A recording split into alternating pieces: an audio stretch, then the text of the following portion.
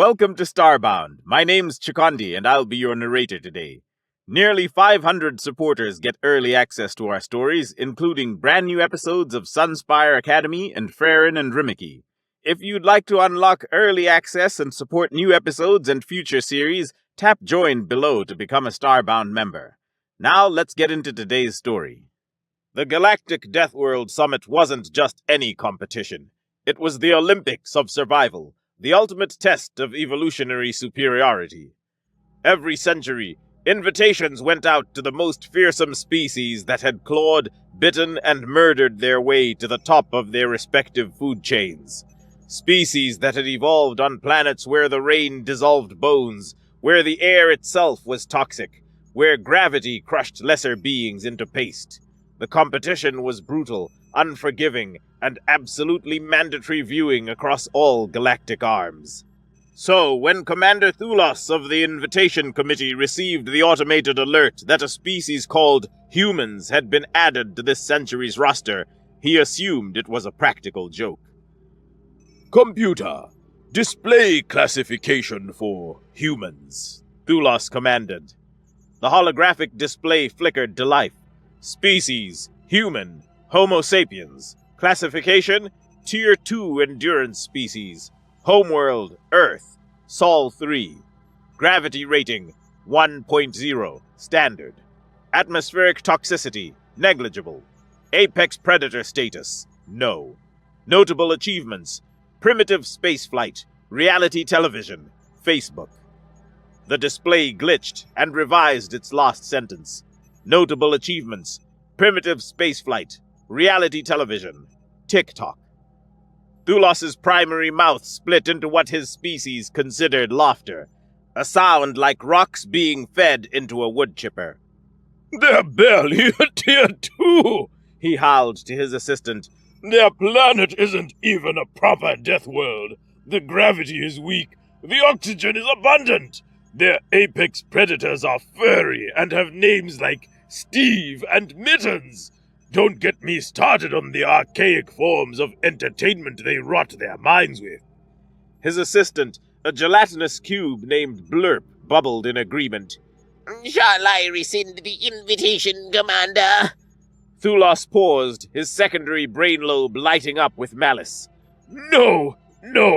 Let's see if they actually show up. It'll be the most entertaining 5 minutes of slaughter in Summit history. The invitation went out, traveling across 17 relay stations before reaching Earth's primitive communication grid. The humans, surprisingly, responded immediately. From Earth Expedition Committee to Galactic Deathworlder Summit organizers. We accept. Our team is as follows.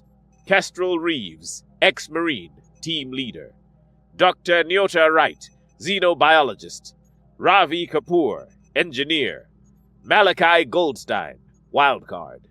P.S. We're taking bets on our survival odds. Current spread is 10,000 to 1 against. Care to put some credits down? When the message was translated and displayed to the Galactic High Council, the resulting laughter caused 3 minor diplomatic incidents and 1 declaration of war.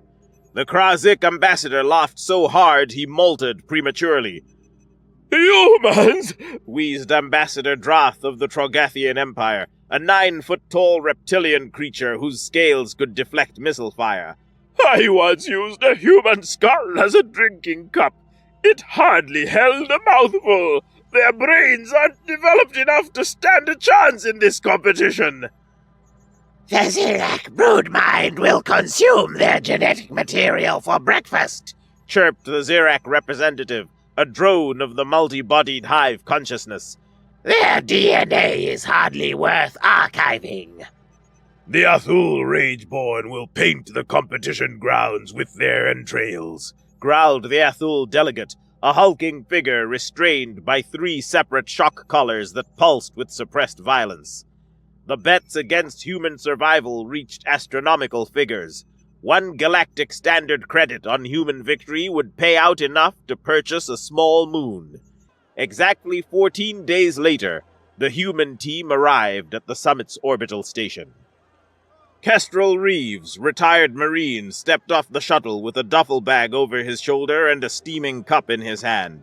He was a compact man with the relaxed posture of someone who knew exactly how many ways he could kill you with his thumb.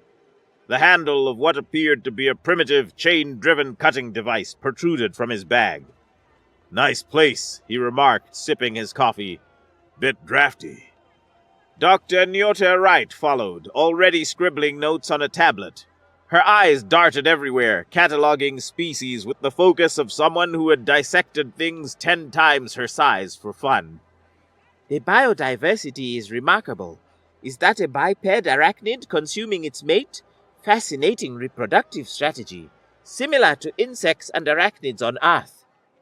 Ravi Kapoor emerged, carrying at least 3 times his body weight in equipment. Components, tools, and what looked suspiciously like improvised weapons clinked in his backpack. "I thought this was more of a reality show situation," he explained to no one in particular. "But this works too. Great lighting in here. Very evil space station chic." Finally, Malachi Goldstein sauntered out, wearing sunglasses and a Hawaiian shirt. He carried nothing but a small pack and wore a perpetual grin. "Dudes! This is way better than Vegas! Hey, which one of you guys is taking bets? I've got some cash burning a hole in my pocket!"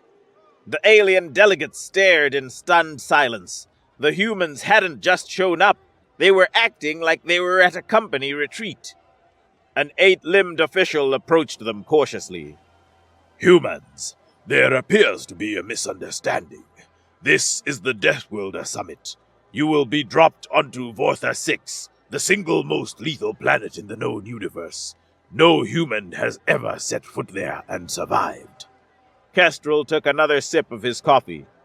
"First time for everything." Dr. Wright looked up from her tablet. Does Vorta 6 have those delightful acid lakes I've read about? The ones with the flesh-dissolving microbes? The official blinked all 17 of his eyes in confusion. "Yes, but—" Excellent, she beamed. I've brought sample containers. Ravi was already sketching something on a digital pad. "Question. What's the atmospheric composition? Just need to calibrate some things." The official stammered. "Nitrogen chloride base with trace methane and—" Cool, Ravi nodded, not looking up. "And gravity?" 2.3 standard. Perfect. Malachi had wandered off and was now chatting with a Trogathian warrior 3 times his size, somehow convincing the battle-scarred reptile to arm-wrestle him for drinks. "Double or nothing, lizard bro! Come on, I've got soft human arms! Easy money!" As the competition's start time approached, the audience gathered in the massive viewing arena. Billions more watched via Neuralcast across the galaxy. The announcer began. "Welcome to the Centennial Deathworld Summit. Today, the galaxy's most fearsome evolved killers will face the ultimate test of survival on Vortha 6. The crowd roared. "Introducing our competitors. From the Trogathian Empire, Warlord Kraxval, survivor of 1,000 battles, drinker of enemy blood, destroyer of moons." A massive reptilian figure stomped onto the stage, armor gleaming, rows of teeth glinting under the lights. He flexed his big muscles while the crowd shrieked its approval. "From the collective consciousness of the Zirak Horde, Overmind Viznik, consumer of civilizations, assimilator of knowledge, the many who are one!" A swarm of insectoid creatures moved as one onto the stage, forming patterns that hurt the eye to follow. "Representing the Athel Dominion, War Chief Gorthak, the living weapon, terror of the void, forbidden by treaty from approaching 17 inhabited worlds." A hulking creature with too many limbs and far too many weapons stalked forward, shock collar pulsing as it barely contained the rage within. "And, from Earth, some humans, I guess." The crowd went almost completely silent. A few awkward claps echoed throughout the arena. Kestrel, Nyota, Ravi, and Malachi walked onto the stage with casual smiles. Kestrel waved while sipping his coffee. Malachi took selfies with the flabbergasted crowd. The announcer seemed confused by their lack of grandeur, but continued. In 24 hours, all competitors will be dropped onto Vortha 6. Only the strongest will survive to claim the ultimate prize. One wish granted by the Galactic High Council itself! As the competitors were led away to their preparation chambers, Ambassador Drath of the Trogathian Empire approached the humans with a predatory smile. I've placed my entire family fortune on your deaths occurring within the first 5 minutes, he hissed pleasantly. Any last words before tomorrow? Kestrel looked up from his coffee. Yeah, we'll take that bet. The drop pods screamed through Vortha 6's atmosphere like meteors, each one containing a competitor or team. Red-hot from entry, they slammed onto the planet's surface across a 500-square-kilometer landing zone. The human pod's door hissed open, deploying an emergency ramp. Kestrel stepped out first, tactical sunglasses already on, scanning the horizon. Weather report, acid hurricane to the north, fire tornado to the east, and what appears to be raining carnivorous eels to the south. Dr. Wright emerged next, her eyes wide with delight rather than terror. Incredible! The entire ecosystem is weaponized. Look at those plants. They're actually circling each other for dominance. She pointed to what looked like ferns engaged in a slow-motion knife bite. Ravi stepped out carrying 3 bags of equipment. Temperature's about 43 Celsius. Atmospheric toxicity at 62%. Radiation levels are spicy. Not great, not terrible. He dropped his bags and immediately began unpacking what looked like a portable laboratory.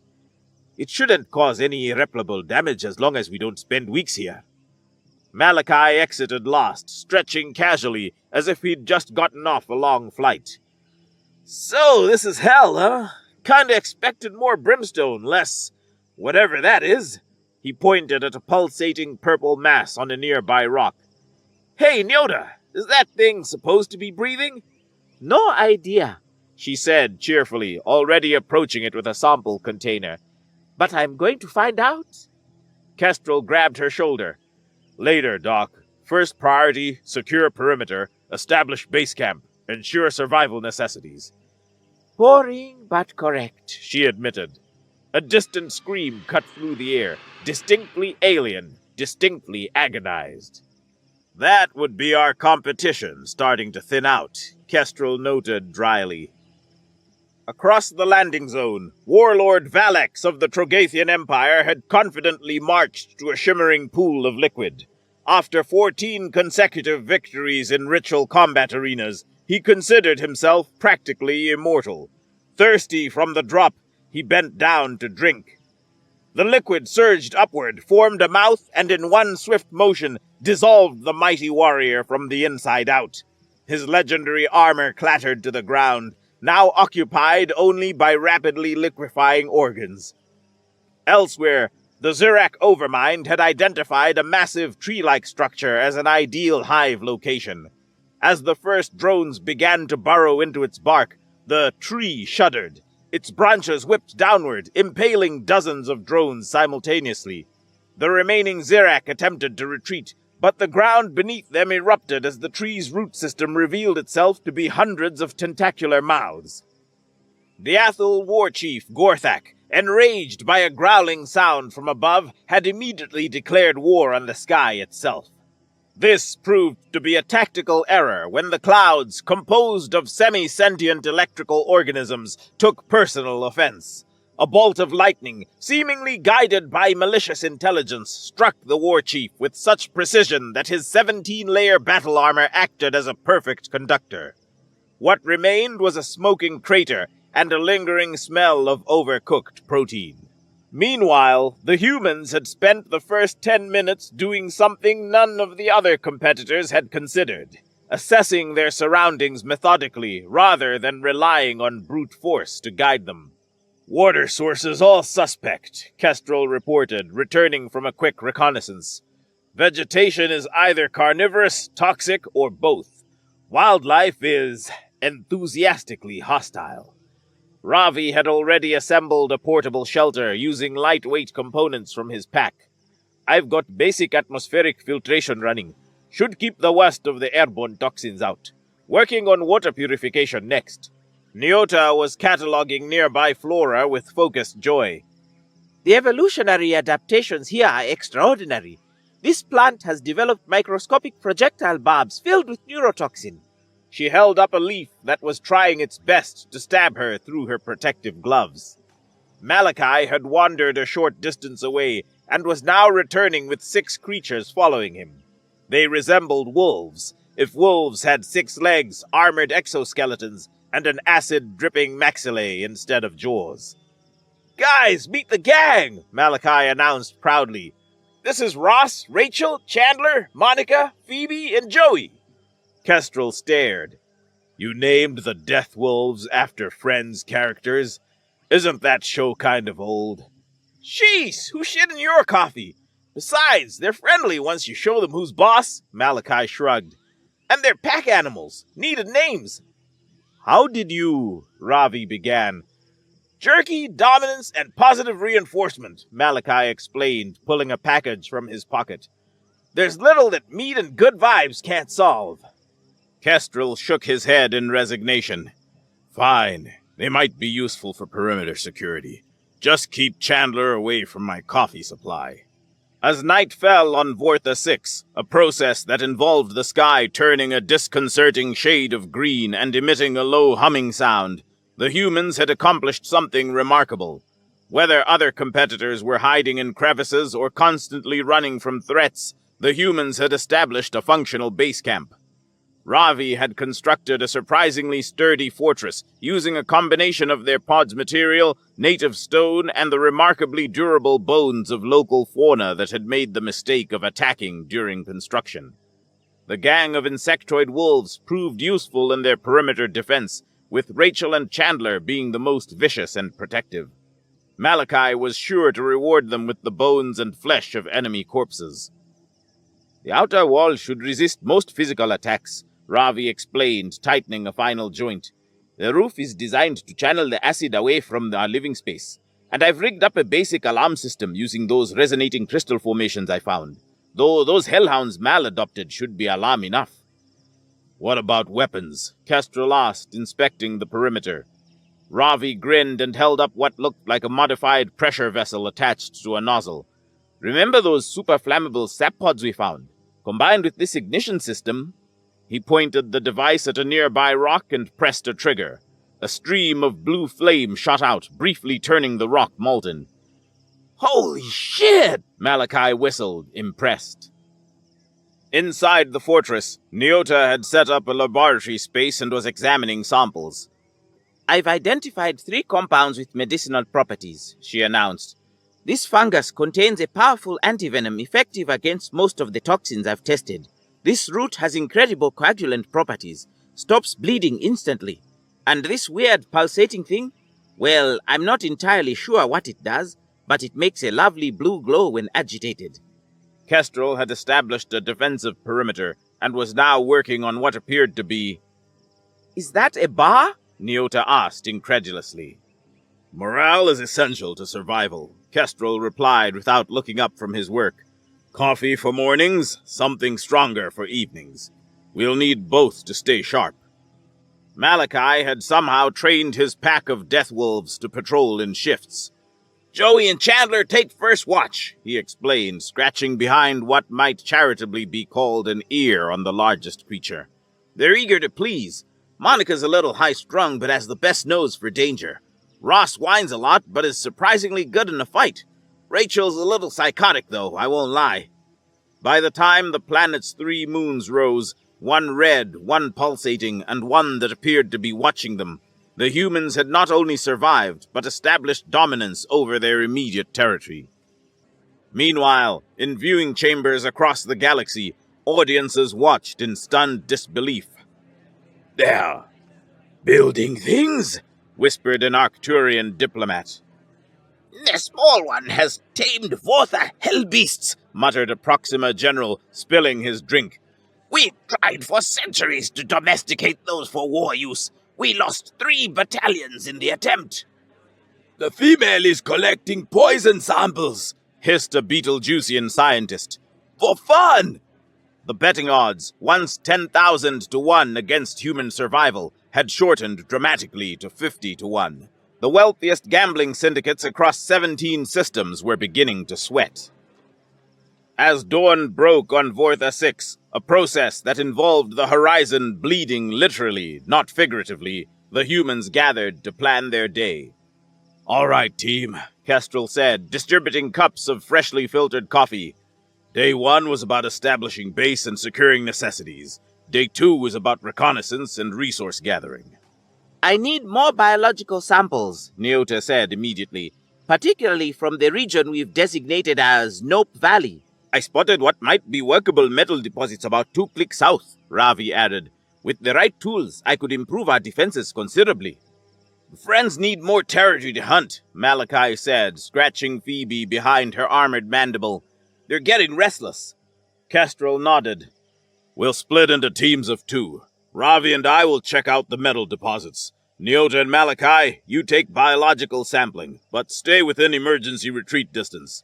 Keep comms open at all. A deafening roar cut him off. The ground trembled beneath their feet. From beyond the ridge to the west emerged a creature that defied description. Part insect, part reptile, all nightmare.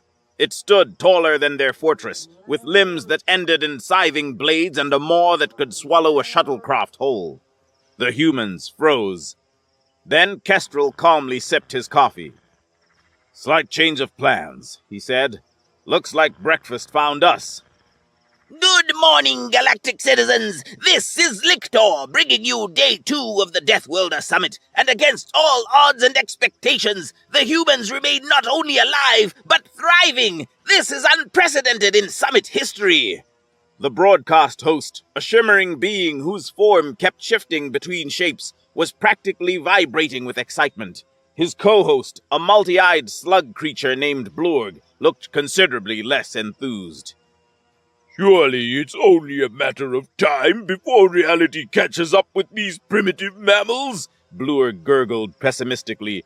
No species with such flimsy exoskeletons could possibly... Wait, what are they doing now? The camera drones zoomed in on the human encampment, where an enormous apex predator, classified in xenobiology texts as a Vortha behemoth, was currently charging the small fortress. It appears the humans have encountered a Class 5 extinction event, Zictor announced gleefully. For context, viewers, a single Vortha behemoth once eliminated an entire draconian battle legion in under 4 minutes. This should bring the human story to its inevitable tragic conclusion. On screen, Kestrel Reeves stepped forward calmly, moving toward the charging behemoth. Is he sacrificing himself to save the others? Blurg wondered. He appears to be taunting it? Zlictor said uncertainly. Indeed, Kestrel was standing directly in the behemoth's path, waving his arms and shouting. At the last possible moment, he dove aside with practiced precision. The behemoth, unable to change direction at its speed, charged straight into an area of seemingly solid ground, which immediately collapsed under its weight. The camera pulled back to reveal that the monster had fallen into a massive pit trap, its walls lined with sharpened stakes fashioned from the bones of smaller predators. They dug a trap! Zlictor shrieked. A primitive physical trap! When did they even have time to dig that? Blurg whispered, genuinely disturbed. The behemoth thrashed in the pit, impaled in multiple places, but still very much alive and increasingly angry. The humans gathered at the edge, looking down at it critically. That's not going to hold it for long, Ravi noted, already working on something involving sap-filled pods and what appeared to be a timer. It's beautiful, Nyota breathed, taking readings on her device. Triple-layered exoskeleton armor, serrated mandibles capable of shearing through titanium. Its digestive system must be fascinating. Think we can still eat it? Malachi asked. Kestrel shook his head. First, we need to neutralize the threat. Ravi held up his completed device. Fire in the hole. He tossed the contraption into the pit. There was a brief pause, then a blinding explosion followed by a sound like 1,000 knives being sharpened at once. When the smoke cleared, the behemoth lay motionless. "Is it dead?" Malachi asked, peering down. Stunned, Nyota corrected, checking her readings. its nervous system is temporarily overloaded. We may have 20 minutes before it regenerates. "Perfect," Kestrel said. "Ravi, get the winch system ready. Nyota, prep your sampling kit. Malachi, time to see if your new friends are good for more than just patrols." What followed was a master class in efficiency. Within 15 minutes, the humans had hoisted the multi-ton behemoth out of the pit using a makeshift pulley system, collected blood tissue and venom samples for Nyota's research, harvested specific organs and glands that Nyota identified as useful, begun butchering the edible portions. The chitin plates will make excellent reinforcement for our walls, Ravi noted, already measuring them. The venom glands contain compounds I can use for both medicine and, if necessary, weapons, Nyota added, carefully extracting a sack the size of a basketball. "And the rest," Malachi grinned, setting up what looked like a barbecue pit, "is dinner." Across the galaxy, viewers watched in stunned silence. In the luxury boxes of the observation station, the wealthy elites who had bet against human survival were beginning to panic. The draconian emperor, who had wagered the mineral rights to 3 moons on the humans' quick demise, was quietly ordering his financial advisors to prepare for significant portfolio adjustments. "They're not just surviving," whispered a Centaurian baron, watching Malachi expertly season behemoth steaks with spices he had somehow smuggled from Earth. "They're thriving." Meanwhile, in other parts of Vortha 6, the remaining alien competitors weren't faring nearly as well. A swarm of flesh-eating insects descended on the remaining Zirak drones. Rather than flee or fight strategically, the broodmind attempted to assimilate the insects into its consciousness, a tactic that had worked on thousands of less lethal worlds.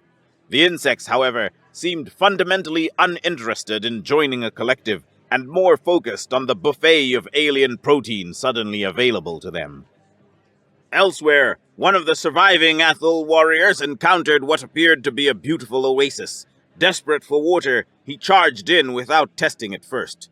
The water turned out to be a colonial organism that mimicked liquid until touched, at which point it transformed into trillions of microscopic mouths. The Athol's signature battle cry quickly turned into something much less intimidating and more chilling. Back at the human camp, evening was approaching, and the smell of roasting behemoth filled the air. "I call it Behemoth a la Malachi," Malachi announced proudly, serving up steaks the size of car doors to his companions. The death wolves waited patiently for their portions, which Malachi served with a flourish and a little spin. The protein content is off the charts, Nyota noted, taking a bite, and surprisingly palatable once you get past the slight ammonia aftertaste. "I've reinforced our perimeter with the chitin plates," Ravi reported between bites. "Also, I've been working on something new." He held up what looked like a crossbow, but with multiple firing mechanisms and a power cell. "Launches projectiles coated in the neurotoxin Nyota extracted. Should take down anything short of a behemoth with one hit." Kestrel nodded approvingly, then raised his cup, containing a liquid that definitely wasn't coffee anymore. "Today, too, we're not just surviving. We're making this hellhole our bitch." The others raised their cups in agreement. "I've been thinking," Nyota said, looking thoughtful. "The biological samples I've collected contain compounds that could revolutionize medicine back home. Tissue regeneration, neural pathway stimulation, targeted toxins that could replace traditional chemotherapy." "The engineering applications are just as significant," Ravi added. "The molecular structure of these materials could inspire whole new classes of technology."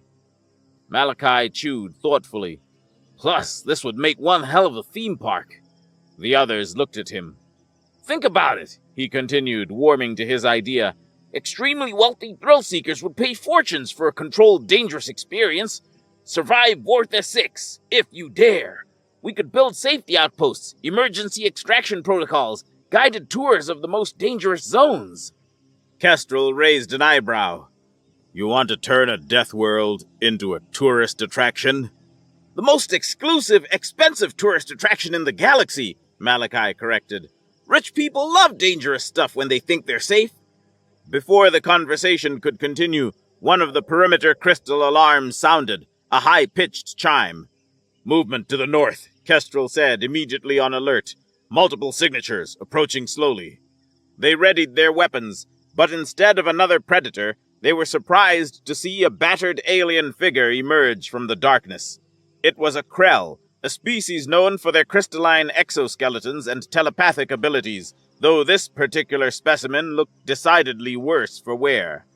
"Please," the Krell transmitted telepathically, its crystalline form cracked in multiple places. "I seek sanctuary. I am Sir Tal, lost survivor of the Krill contingent. All my kindred have fallen to this world's horrors." The humans exchanged glances. "This is a competition," Kestrel pointed out. "We're supposed to be eliminating each other." Technically, the planet is doing most of the eliminating, Neota noted. The rules only state that the last survivors win. "And we are not monsters," Ravi added.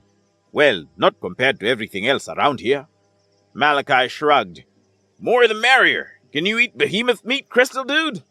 The Krell's telepathic voice registered surprise.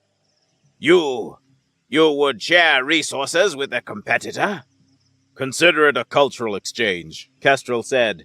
"You tell us what you know about the remaining competitors and terrain to the north. We keep you from being eaten by the next behemoth that wanders by." The Krell hesitated, then approached cautiously. I accept your terms, though I must warn you, I've glimpsed something in the central region of this competition zone, something the organizers released that terrifies even me. And my species evolved on a world of living crystal that constantly tries to absorb our consciousness. "Sounds fun," Malachi said cheerfully, serving up a behemoth steak to their new guest. "We'll deal with it tomorrow. Tonight, we feast and plan." As the strange dinner party continued, the broadcast cut back to the announcers, who were struggling to maintain their composure. "This is unusual," Zviktor stammered. "The humans have not only survived multiple apex predator encounters, but they've established a secure compound, developed weapons, begun scientific research, and are now forming alliances?" "It gets worse," Blurg gurgled miserably. "The betting syndicates report that wagers on human victory have increased by 8,000% in the last hour. The potential payout is approaching the GDP of a small star system." "What?" Zviktor shouted. "No one could have predicted." "The humans did," Blorg interrupted. "Review the communication logs. Before they even arrived, they placed bets on their own survival through 17 different proxies. If they win, they'll bankrupt half the gambling houses in the Orion arm." Zviktor's energy form flickered in shock. "They didn't just come here to compete. They came here to hustle the entire galaxy."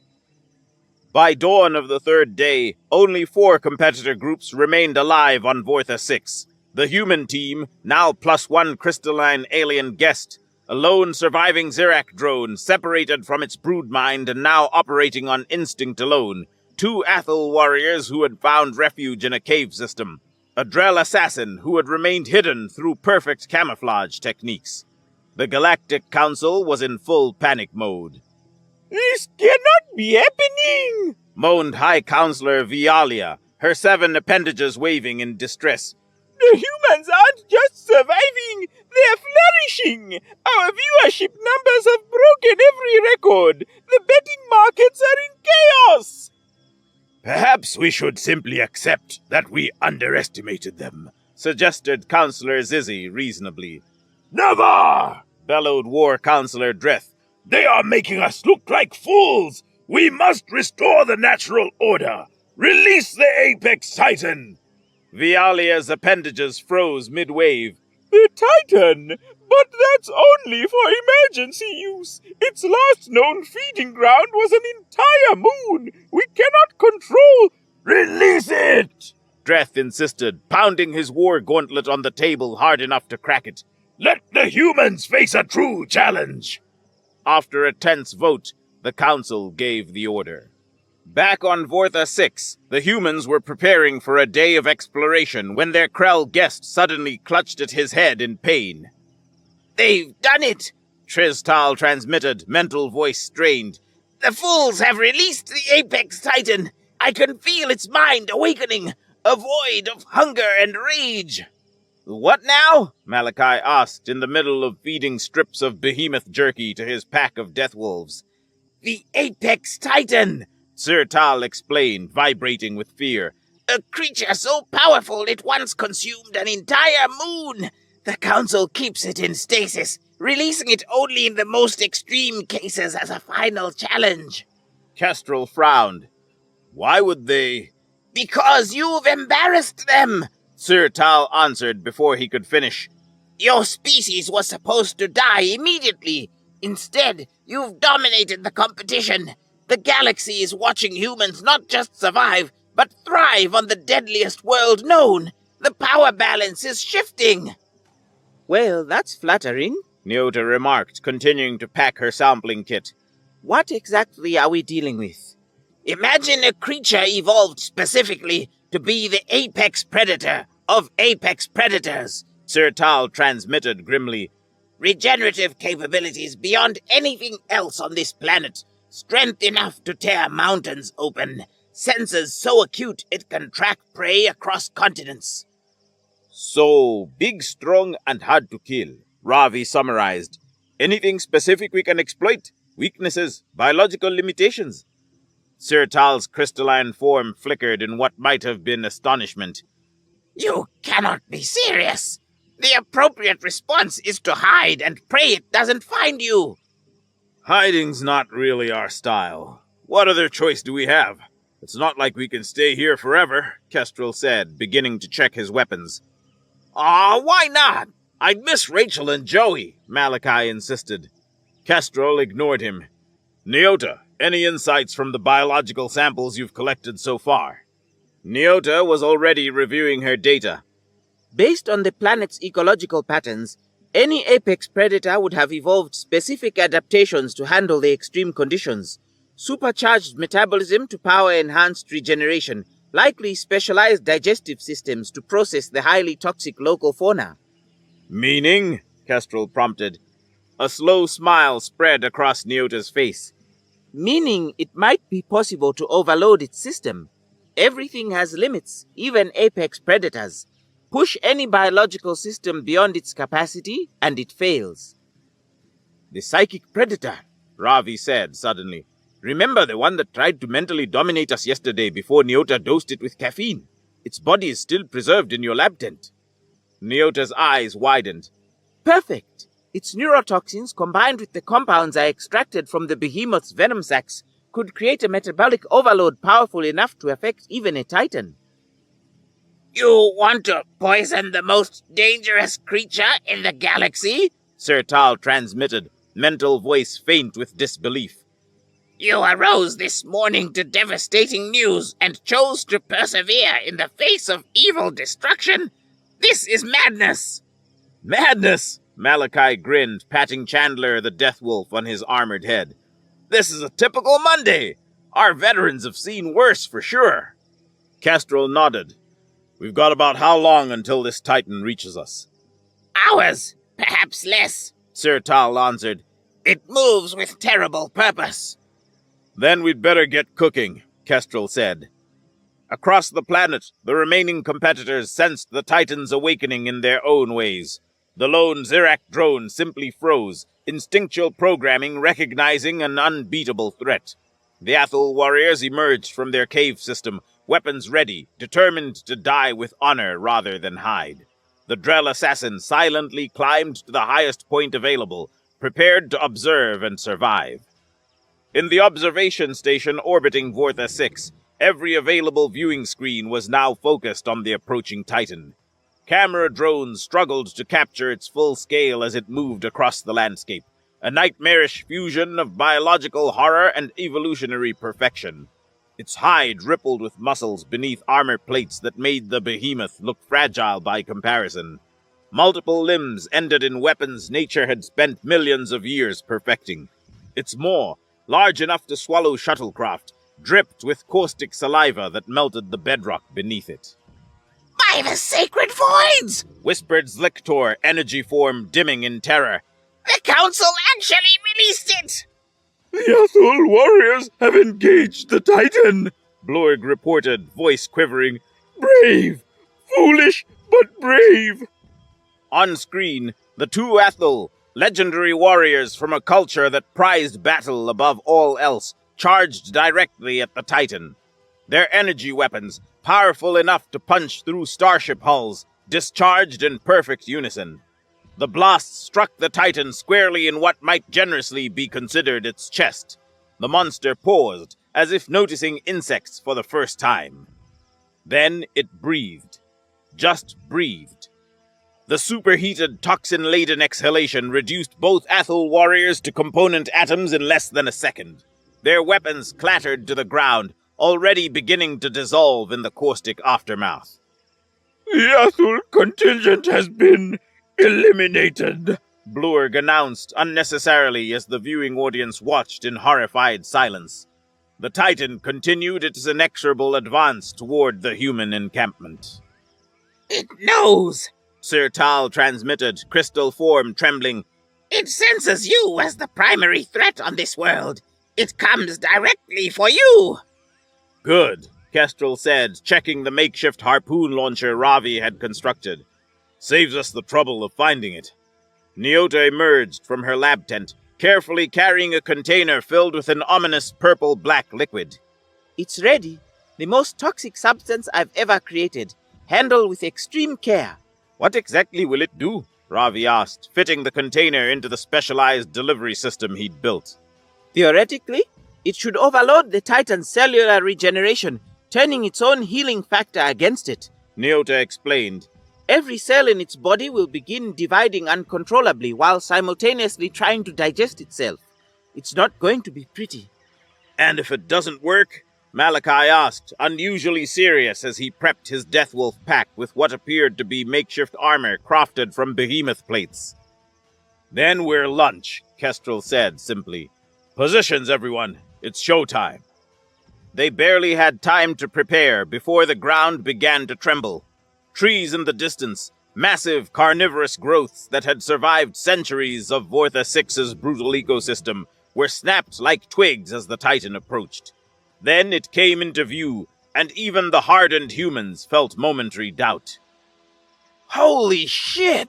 Malachi whispered. That's big! Focus, Kestrel ordered. Stick to the plan. The plan, as it turned out, was insane by any rational standard, which made it perfectly human. Malachi and his pack of Deathwolves raced out first, moving in the coordinated pattern he'd drilled into them. They darted around the Titan's legs, drawing its attention without staying still enough to become targets. Over here, you oversized science experiment! Malachi shouted, waving his arms.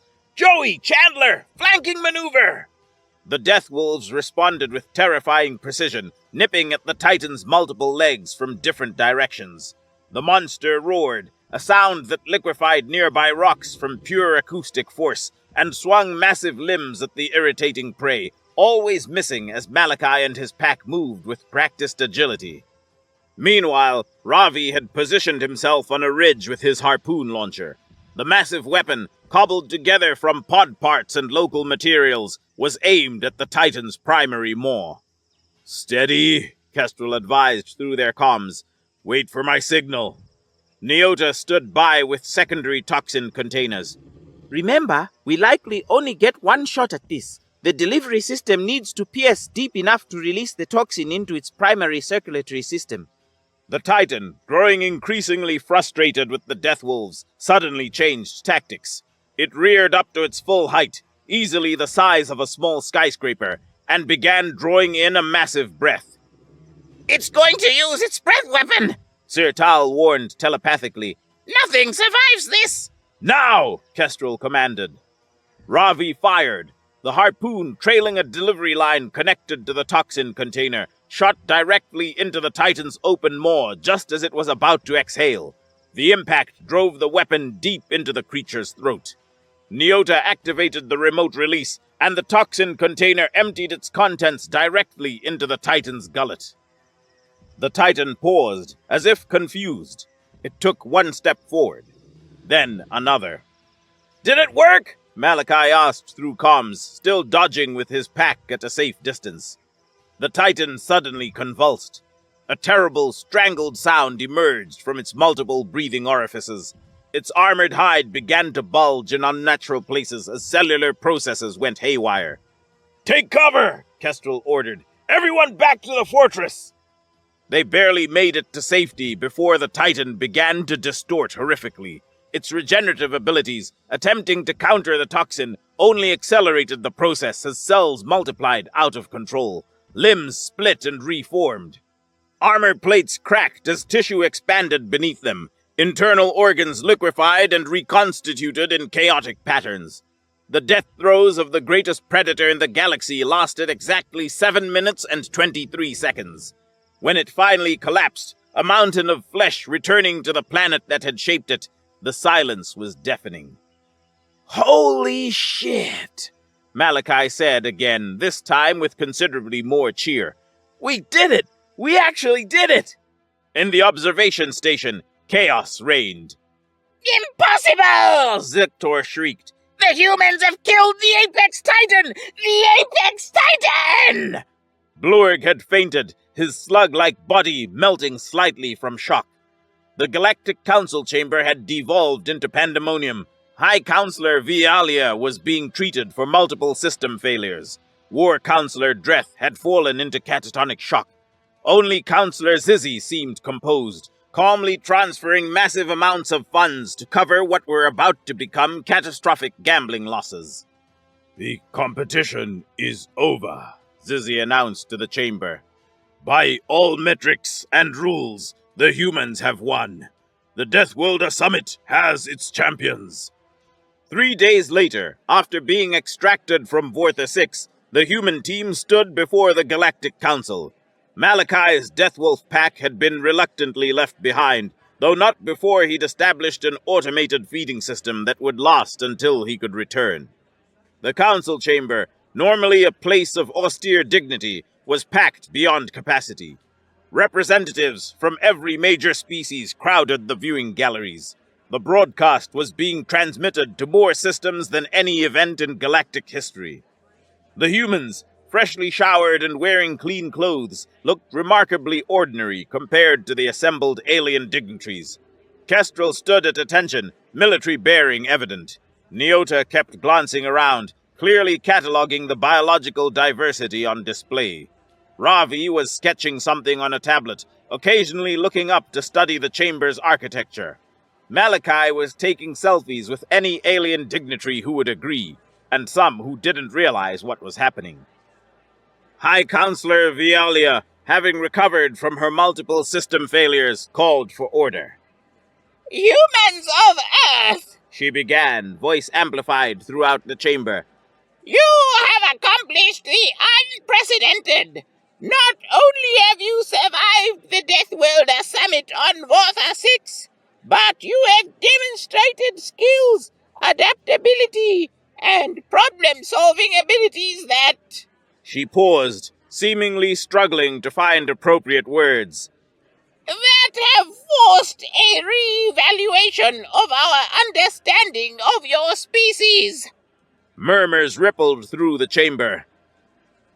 "As per ancient tradition, the winners of the Deathworld Summit are granted one wish from the Galactic Council: resources, technology, knowledge, territory. Within reason, your request shall be granted." Vialia's appendages moved in the formal pattern of commitment. "What do you ask of us?" The aliens leaned forward in anticipation. What would these surprising humans demand? Access to advanced technology that would accelerate their development by centuries? Membership in the Galactic Council? The secrets of faster-than-light travel? Kestrel stepped forward, then glanced back at his team. Malachi gave him an enthusiastic thumbs up. Ravi nodded. Nyota smiled. High Counselor, Kestrel said clearly. On behalf of humanity, we request the deed to Vortha 6. The chamber erupted. Silence! Vialia thundered, her voice cutting through the chaos. When order was restored, she focused all 7 eye stalks on Kestrel. You wish to claim ownership of Vortha 6, the deadliest known planet in the galaxy? The world that has claimed the lives of countless competitors over centuries? That's correct, Kestrel confirmed. Why? The question burst from multiple council members simultaneously. Malachi stepped forward with a grin. Extreme survival tourism! What? Vihalia's eye stalk swiveled in confusion. Ravi held up his tablet, displaying a remarkably detailed business plan. We're going to turn it into the most exclusive vacation destination in the galaxy. Ultra-rich thrill-seekers will pay fortunes for the controlled experience of surviving on a Deathworld. With appropriate safety measures, Nyota added quickly. Emergency extraction protocols, survival training, guided expeditions to the most interesting ecological zones. We're calling it Deathworld Disney, Malachi announced. Tagline, Survive the Unsurvivable. War Counselor Dreth had recovered enough to sputter in outrage. This is preposterous! You cannot possibly! Actually, they can, interrupted Counselor Zizzy. The tradition is clear. The winners may claim any prize within reason, and ownership of the competition grounds is explicitly permitted by ancient precedent. The Morgrani claimed the ocean world Hydraxis after their victory 3 centuries ago. The Prevolk took ownership of the volcanic moon Cinderspire after their win. But, those were worlds suited to the winner's biology, Dreth protested. Vortha 6 is deadly even to humans. Not as deadly as you thought, Kestrel pointed out mildly. Additionally, Nyota added, our preliminary research indicates enormous potential for pharmaceutical and material science discoveries based on Vortha 6's unique ecosystem. The medical applications alone could benefit countless species across the galaxy. And we're happy to share these discoveries, Ravi continued smoothly. Through appropriate licensing agreements, of course. Vialia's appendages vibrated with suppressed emotion, but the law was clear. Very well. By the ancient traditions and laws of the Deathworld Summit, ownership of Vortha 6 is hereby transferred to humanity, represented by the team of Kestrel Reeves, Dr. Nyota Wright, Ravi Kapoor, and Malachi Goldstein. Malachi pumped his fist. Sweet! I need to go back for the friends. Ross gets separation anxiety. 1 year later, Deathworld Disney welcomed its first paying guests, a group of ultra-wealthy thrill-seekers who had paid the equivalent of a small planet's GDP for the privilege. None of them lasted more than 24 hours before triggering their emergency extraction beacons. 5 years later, the first permanent human settlement on Vortha 6 was established, a research station that expanded into a small town. Children born there developed unprecedented adaptations to the environment, growing slightly stronger, more resilient, with enhanced reflexes and immune systems that could handle toxins that would kill ordinary humans. 10 years later, Vortha 6 became the most profitable tourist destination in the galaxy, and the source of medical breakthroughs that extended lifespans across 17 species. The gambling syndicates never fully recovered from the financial impact of the human victory. And the galaxy never again made the mistake of underestimating humans. In the observation lounge of the luxury resort that now crowned the highest peak of Vortha 6's main continent, Kestrel Reeves, now Director of Operations, sipped his morning coffee while watching a group of tourists nervously prepare for their first expedition into the mild danger zone. Beside him, Malachi, now head of customer experience, was giving last-minute advice to the tourists while one of Joey's descendants lounged at his feet, the Deathwolf's offspring having become somewhat domesticated over the generations. Remember, Malachi told the wide-eyed tourists, if something is pretty, it's deadly. If something is ugly, it's deadly. If something looks safe, it's definitely deadly. When in doubt, assume it's trying to kill you, and you'll be fine. The tourists laughed nervously, not entirely sure if he was joking. He was not. Nyota, now Chief Science Officer, and Ravi, Chief Technology Officer, joined them on the observation deck, carrying data tablets filled with the latest research findings. The new vaccine derived from the evolved behemoth venom is showing 100% effectiveness against 17 forms of cancer, Nyota reported proudly. And the building materials based on the chitin structures are revolutionizing off-world colony development, Ravi added. Lightweight, stronger than steel, and self-repairing. Kestrel nodded approvingly, watching as the tourist group departed with their heavily armed guides, all humans who had chosen to make this deadly world their home. Not bad for a Tier 2 species from a weak gravity world, he remarked, raising his coffee cup in a toast. Below them, a fire tornado collided with an acid storm, creating a temporarily stable weather pattern that the locals had affectionately named Monday. In the distance, something large enough to cast a shadow over an entire galaxy was moving with predatory grace. The newest apex creature to evolve after the Titan's demise. The humans had named it Bob the All-Consuming. Just another day on humanity's deadliest, most profitable, most beloved world. Weakest species in the galaxy? Kestrel mused, watching as a tour guide casually dodged a projectile from a carnivorous plant. Nah, we're just smarter, meaner, and we brought snacks.